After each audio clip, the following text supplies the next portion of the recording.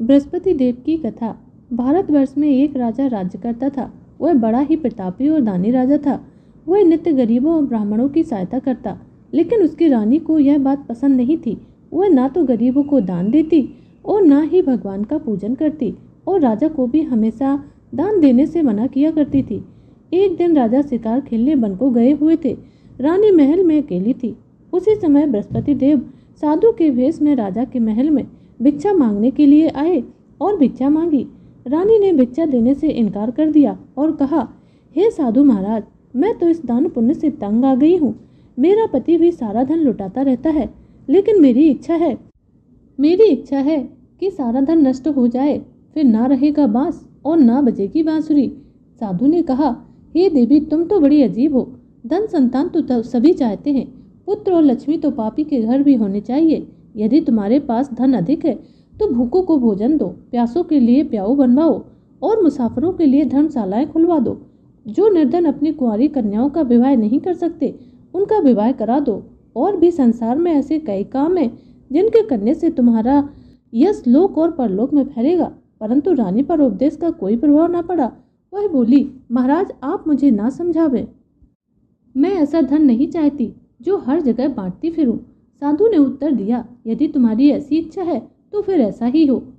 तुम ऐसा करना, बृहस्पतिवार के दिन घर लीपकर पीली मिट्टी से अपना सिर धोकर स्नान करना, भट्टी चढ़ाकर कपड़े धोना। ऐसा करने से तुम्हारा सारा धन नष्ट हो जाएगा। इतना कहकर वह साधु महाराज वहां से अंतर्धान हो गए। जैसे ही वह साधु महाराज कह के गए थे, रानी ने वैसा ही किया। 6 बृहस्पतिवार ही निकले थे कि उनका समस्त धन नष्ट हो गया और भोजन के लिए दोनों तरसने लगे, सांसारिक भोगों से दुखी रहने लगे। तब वह राजा रानी से कहने लगा कि तुम यहाँ पर रहो, मैं दूसरे देश में जाऊं, क्योंकि यहाँ पर मुझे सभी मनुष्य जानते हैं, इसीलिए कोई कार्य भी नहीं कर सकता। देश चोरी परदेश भीख बराबर है। ऐसा कहकर राजा परदेश चला गया। वहाँ जंगल को जाता और लकड़ी काट कर लाता और शहर में बेचता।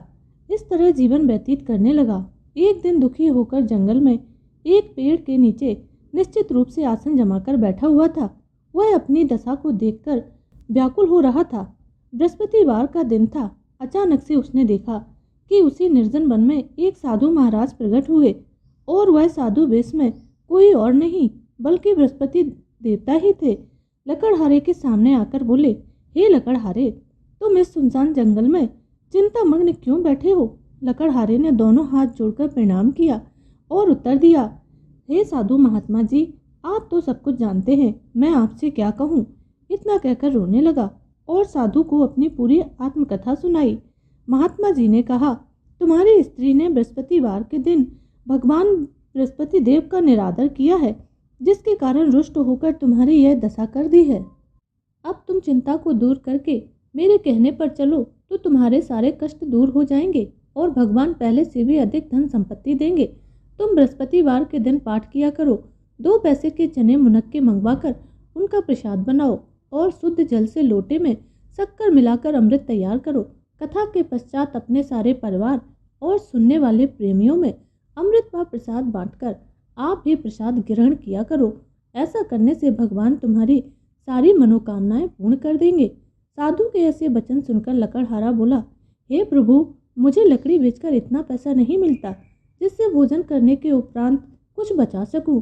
मैंने रात्रि में अपनी स्त्री को व्याकुल देखा है। मेरे पास कुछ भी नहीं है जिससे उसकी खबर मंगा सकूं।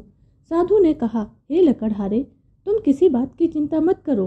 बृहस्पतिवार के दिन तुम रोजाना की तरह लकड़ियां लेकर शहर को जाओ। तुमको रोज से दुगना धन प्राप्त होगा, जिससे तुम भली भांति भोजन कर लोगे तथा बृहस्पति देव की पूजा का सामान भी आ जाएगा। इतना कहकर साधु अंतर्धान हो गए। धीरे धीरे समय व्यतीत होने पर फिर वही बृहस्पतिवार का दिन आया। लकड़हारा जंगल से लकड़ी काटकर किसी भी शहर में बेचने गया। उसे उस दिन और दिन से अधिक रुपया मिला। राजा ने चना गुड़ आदि लाकर गुरुवार का व्रत किया। उस दिन से उसके सभी क्लेश दूर हुए। परंतु जब दोबारा गुरुवार का दिन आया तो बृहस्पतिवार का व्रत करना भूल गया।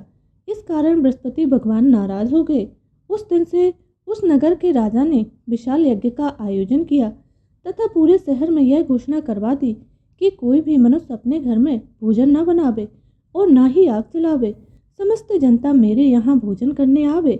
इस आज्ञा को जो नहीं मानेगा उसको फांसी की सजा दी जाएगी। इस तरह की घोषणा संपूर्ण नगर में करवा दी गई। राजा की आज्ञा अनुसार शहर के सभी लोग भोजन करने गए, लेकिन लकड़हारा कुछ देर से पहुंचा, इसीलिए राजा उसको अपने साथ घर लिवा ले गया और ले जाकर भोजन करा रहे थे तो रानी की दृष्टि उस खूंटी पर पड़ी जिस पर उसका हार लटका हुआ था। वह वहां पर दिखाई ना दिया। रानी ने निश्चय किया कि मेरा हार इस मनुष्य ने चुरा लिया है। उसी समय पुलिस को बुलाकर उसको जेल खाने में डलवा दिया।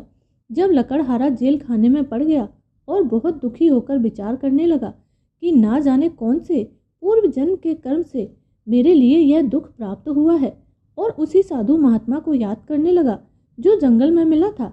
उसी समय तत्काल बृहस्पति देव साधु के रूप में प्रकट हो और उसकी दशा को देखकर कहने लगे, अरे मूर्ख, तूने बृहस्पति देव की कथा नहीं करी, इस कारण तुझे यह दुख प्राप्त हुआ है। अब तू चिंता मत कर, बृहस्पतिवार के दिन जेल खाने के दरवाजे पर 4 रुपए पड़े मिलेंगे, उनसे तू बृहस्पति देव की पूजा करना, तेरे सारे कष्ट दूर हो जाएंगे। बृहस्पतिवार के दिन राजा को 4 रुपए मिले। लकड़हारे ने कथा कही। उसी रात्रि को बृहस्पति देव ने उस नगर के राजा को स्वप्न में कहा, हे राजा, तुमने जिस आदमी को जेल खाने में बंद कर दिया है वह निर्दोष है, वह राजा है, उसे छोड़ देना। तेरी रानी का हार उसी खूंटी पर लटका है। अगर तू ऐसा नहीं करेगा तो मैं तेरे सारे राज्य को नष्ट कर दूंगा। इस तरह रात्रि के स्वप्न को देखकर राजा प्रातःकाल उठा और खूंटी पर हार देखकर लकड़हारे को बुलाकर क्षमा मांगी तथा लकड़हारे को योग्य सुंदर वस्त्र आभूषण देकर विदा किया तथा बृहस्पति देव की आज्ञा अनुसार लकड़हारा अपने नगर को चल दिया। राजा जब अपने नगर के निकट पहुंचा तो उसे बड़ा आश्चर्य हुआ। नगर में पहले से अधिक बाग, तालाब, कुएं तथा बहुत सी धर्मशाला, मंदिर आदि बन गए हैं। राजा ने पूछा, यह किसका बाग और धर्मशाला है? तब नगर के सब लोग कहने लगे कि यह सब तो रानी और बांदी के हैं। तो राजा को बड़ा आश्चर्य हुआ और गुस्सा भी आया। जब रानी ने यह खबर सुनी कि राजा आ रहे हैं तो उसने बांदी से कहा कि हे दासी, देख राजा हमको कितनी बुरी हालत में छोड़ गए थे। हमारी ऐसी हालत देखकर वह लौट न जाए, इसीलिए तू दरवाजे पर खड़ी हो जा। रानी की आज्ञा अनुसार दासी दरवाजे पर खड़ी हो गई। राजा आए तो बांदी उन्हें अपने साथ लेवा लाई। तब राजा ने क्रोध करके अपनी पत्नी से पूछा कि यह धन तुम्हें कैसे प्राप्त हुआ है? तब उन्होंने कहा कि हमें यह सब धन बृहस्पति देव के इस व्रत के प्रभाव से प्राप्त हुआ है। राजा ने निश्चय किया कि 7 रोज बाद तो सभी बृहस्पति देव का पूजन करते हैं, परंतु मैं रोजाना दिन में 3 बार कहानी कहा करूंगा तथा रोज व्रत किया करूंगा। अब हर समय राजा के दुपट्टे में चने की दाल बंधी रहती तथा दिन में 3 बार कहानी कहता। एक रोज राजा ने विचार किया कि चलो अपनी बहन के यहाँ हो आवे। इस तरह निश्चय कर राजा घोड़े पर सवार हो अपनी बहन के यहाँ को चलने लगा। मार्ग में उसने देखा कि कुछ आदमी एक मुर्दे को लिए जा रहे हैं। उन्हें रोककर राजा कहने लगा, अरे भाइयों, मेरी बृहस्पति देव की कहानी सुन लो। वे बोले, लो, हमारा तो आदमी मर गया है, इसको अपनी कथा की पड़ी है। परंतु कुछ आदमी बोले, अच्छा तुम अपनी कथा कहो, हम तुम्हारी कथा को जरूर सुनेंगे। राजा ने दाल निकाली और जब कथा आधी हुई तो मुर्दा हिलने लग गया, और जब कथा समाप्त हुई तो वह व्यक्ति राम राम कहके उठ खड़ा हो गया। आगे मार्ग में उसे एक किसान खेत में हल चलाता हुआ मिला। राजा ने उसे देखा और उससे कहा, अरे भैया, तुम मेरी बृहस्पतिवार की कथा सुन लो। किसान बोला, लो, जब तक मैं तुम्हारी कथा सुनूंगा तब तक 4 हरैया खेत जोत लूंगा। जा अपनी कथा किसी और को सुनाना। इस तरह राजा आगे चलने लगा। राजा के हटते ही बैल पछाड़ खाकर गिर गए तथा उसके पेट में बड़ी जोर का दर्द होने लगा। उस समय उसकी माँ रोटी लेकर आई। उसने जब यह देखा तो अपने पुत्र से सब हाल पूछा और बेटे ने सभी हाल कह दिया। तो बुढ़िया दौड़ी दौड़ी उस घुड़सवार के पास गई और उससे बोली कि मैं तेरी कथा सुनूंगी, तू अपनी कथा मेरे खेत पर चलकर ही कहना। राजा ने बुढ़िया के खेत पर जाकर कथा कही, जिसके सुनते ही बैल उठ खड़े हुए तथा किसान के पेट का दर्द बंद हो गया। राजा अपनी बहन के घर पहुंचा। बहन ने भाई की खूब मेहमानी की।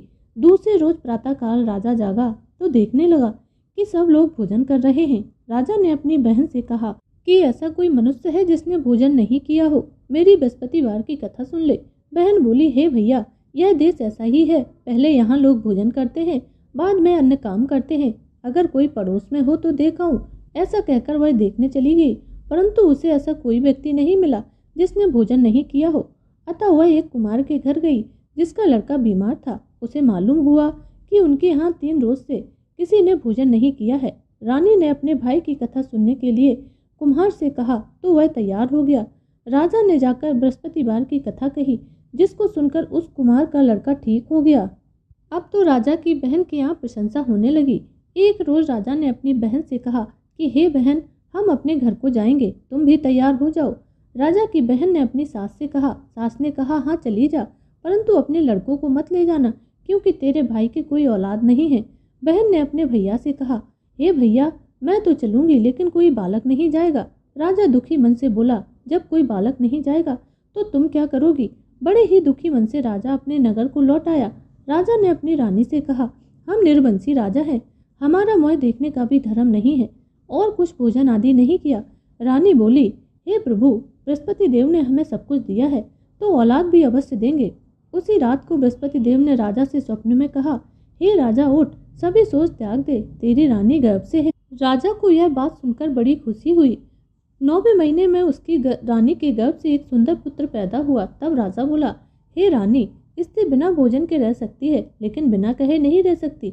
जब मेरी बहन आवे तो तुम उनसे कुछ मत कहना। रानी ने सुनकर हाँ कर दिया।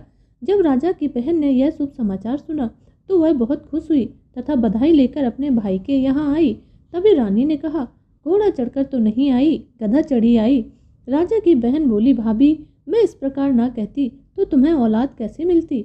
बृहस्पति देव ऐसे ही हैं, जैसी जिसके मन में कामनाएं होती हैं सभी को वह पूर्ण करते हैं। जो सद्भावना पूर्वक बृहस्पतिवार का व्रत करता है एवं कथा पढ़ता है अथवा सुनता है और दूसरों को सुनाता है, बृहस्पति देव उसकी सभी मनोकामनाएं पूर्ण करते हैं। तो बोलिए बृहस्पति भगवान की जय। बृहस्पति देव की दूसरी कथा। प्राचीन काल में एक ब्राह्मण था। वह बहुत निर्धन था, उसकी कोई संतान नहीं थी। उसकी स्त्री बहुत ही मलिनता के साथ रहती थी। वह ना तो स्नान करती और ना ही किसी भगवान का पूजन करती थी। इससे ब्राह्मण देवता बेचारे बहुत दुखी रहते थे। बहुत कुछ कहते, परंतु उसका कोई परिणाम ना निकलता। भगवान की कृपा से ब्राह्मण की स्त्री के कन्या रूपी रत्न पैदा हुआ। कन्या बड़ी होने पर प्रातः स्नान करके विष्णु भगवान का जाप व बृहस्पतिवार का व्रत करने लगी। अपने पूजन पाठ को समाप्त करके स्कूल जाती तो अपनी मुट्ठी में जौ भर के ले जाती और पाठशाला के मार्ग में डालती जाती। तब ये जौ स्वर्ण के हो जाते। लौटते समय उनको बीनकर घर को ले आती। एक दिन वह बालिका सूप में उन सोने के जौ को फटक कर साफ कर रही थी। उसके पिता ने देख लिया और कहा, हे बेटी, सोने के जौ के लिए सोने का सूप भी होना चाहिए। दूसरे दिन बृहस्पतिवार था। कन्या ने व्रत रखा और बृहस्पति देव से प्रार्थना की कि मैंने आपकी पूजा सच्चे मन से की हो तो मेरे लिए सोने का सूप दे दो। बृहस्पति देव ने उसकी प्रार्थना स्वीकार कर ली।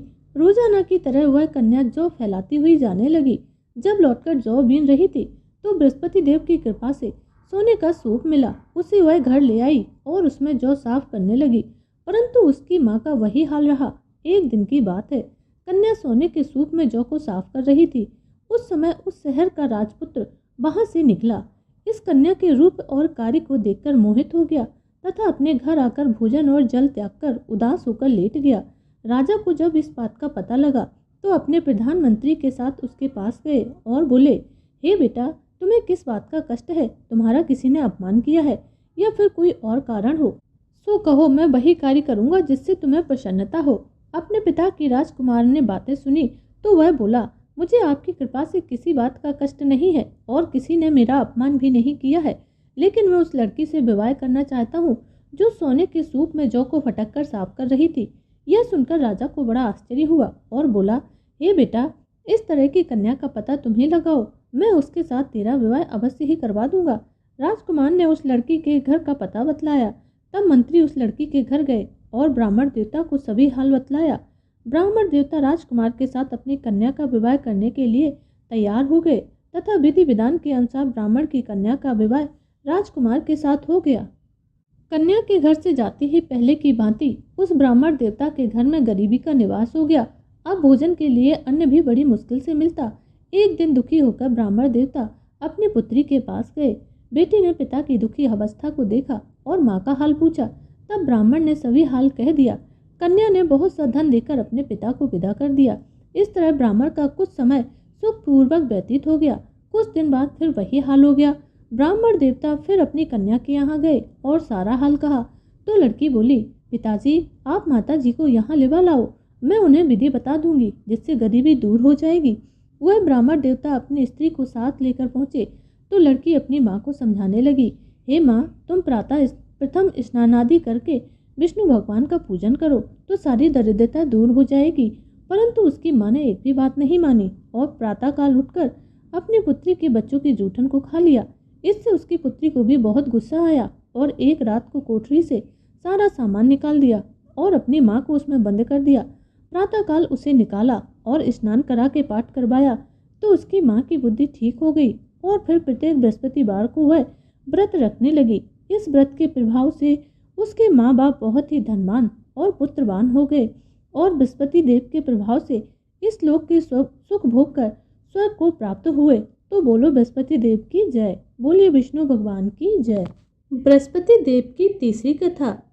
एक दिन इंद्र बड़े अहंकार से अपने सिंहासन पर बैठे हुए थे और बहुत से देवता, ऋषि, गंधर्व, किन्नर आदि सभा में उपस्थित थे। जिस समय बृहस्पति जी वहां पर आए तो सबके सब उनके सम्मान में खड़े हो गए, लेकिन इंद्र बड़े ही अभिमान के साथ बैठा रहा। ना तो खड़े हुए ना ही उन्होंने आदर सत्कार किया। बृहस्पति जी अपना अनादर समझते हुए वहां से उठकर चले गए। तब इंद्र को बड़ा शोक हुआ कि देखो, गुरु जी के आशीर्वाद से ही मुझे यह सारा वैभव मिला है, उनके क्रोध से यह सारा नष्ट हो जाएगा। इसीलिए उनके पास जाकर मुझे क्षमा याचना मांगनी चाहिए, जिससे उनका क्रोध शांत हो जाए और मेरा कल्याण हो। ऐसा विचार करके इंद्र उनके स्थान पर गए। जब बृहस्पति जी ने अपने योग बल से यह जान लिया कि इंद्र क्षमा याचना मांगने के लिए यहाँ पर आ रहे हैं, तब क्रोधवश उनसे भेंट करना उचित न समझकर वह अंतर ध्यान हो गए। जब इंद्र ने बृहस्पति जी को घर पर ना देखा तब निराश होकर लौट आए। जब दैत्यों के राजा बृहस्पति को यह समाचार विदित हुआ तो उसने अपने गुरु शुक्राचार्य की आज्ञा से इंद्रपुरी को चारों तरफ से घेर लिया। गुरु की कृपा न होने के कारण देवता हारने व मार खाने लगे। तब उन्होंने ब्रह्मा जी को विनय पूर्वक सब वृतांत सुनाया और कहा कि हे महाराज, दैत्यों से किसी प्रकार हमें बचाइए, दैत्य हमें अपने सिंहासन से भगाने में लगे हुए हैं। तब ब्रह्मा जी ने कहा कि तुमने बड़ा ही अपराध किया है, जो गुरुदेव को क्रोधित कर दिया। अब तुम्हारा कल्याण इसी में है कि जल्दी से त्वष्टा ब्राह्मण का पुत्र विश्वरूपा बड़ा तपस्वी और ज्ञानी है, उसे अपना पुरोहित बनाओ तो तुम्हारा कल्याण हो सकता है। यह वचन सुनते ही इंद्र त्वष्टा के पास गए और बड़े ही विनीत भाव से हाथ जोड़कर के त्वष्टा से कहने लगे कि आप हमारे पुरोहित बन जाइए, जिससे हमारा कल्याण हो।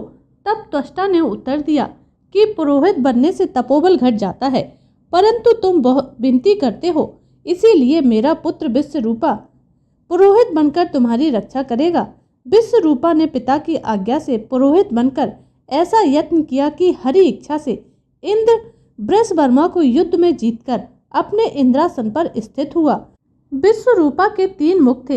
एक मुख से वह सोमपल्ली लता का रस निकाल कर पीते थे, दूसरे मुख से वह मदरा पीते और तीसरे मुख से अन्न आदि भोजन करते थे। इंद्र ने कुछ दिनों उपरांत कहा कि मैं आपकी कृपा से यज्ञ करना चाहता हूँ। जब विश्वरूपा की आज्ञा अनुसार यज्ञ प्रारंभ हो गया, तब एक दैत्य ने विश्वरूपा से कहा कि तुम्हारी माता दैत्य की कन्या है, इस कारण हमारे कल्याण के निमित्त एक आहुति दैत्यों के नाम पर भी दे दिया करो तो अति उत्तम बात है। विश्वरूपा उस दैत्य का कहा मानकर आहुति देते समय दैत्य नाम भी धीरे से लेने लगा। इसी कारण यज्ञ करने से देवताओं का तेज नहीं बढ़ा। इंद्र ने यह वृतांत जानते ही क्रोधित होकर विश्वरूपा के 3 सर काट डाले और वह मद्यपान करने वाले से भंवरा, सोमपल्ली पीने वाले से कबूतर और अन्न खाने वाले मुख से तीतर बन गया। विश्वरूपा के मरते ही इंद्र का स्वरूप ब्रह्म हत्या के प्रभाव से बदल गया। देवताओं के 1 वर्ष करने के पश्चात ही ब्रह्म हत्या का वह पाप ना छूटा तो सभी देवताओं के प्रार्थना करने पर ब्रह्मा जी बृहस्पति जी के साथ वहां पर आए। उस ब्रह्म हत्या के 4 भाग किए, उनमें से 1 भाग पृथ्वी को दिया, इसी कारण कहीं कहीं पर धरती ऊंची नीची और बीज बोने के लायक भी नहीं है। साथ ही ब्रह्मा जी ने यह वरदान दिया कि जहाँ पृथ्वी में गड्ढा होगा कुछ समय पाकर स्वयं भर जाएगा। दूसरा वृक्षों को दिया जिससे उनमें से गोंद बनकर बहता है। इस कारण गूगल के अतिरिक्त सब गोंद अशुद्ध समझे जाते हैं। वृक्षों को यह वरदान दिया कि ऊपर से सूख जाने पर जड़ फिर फूट जाती है। तीसरा भाग स्त्रियों को दिया।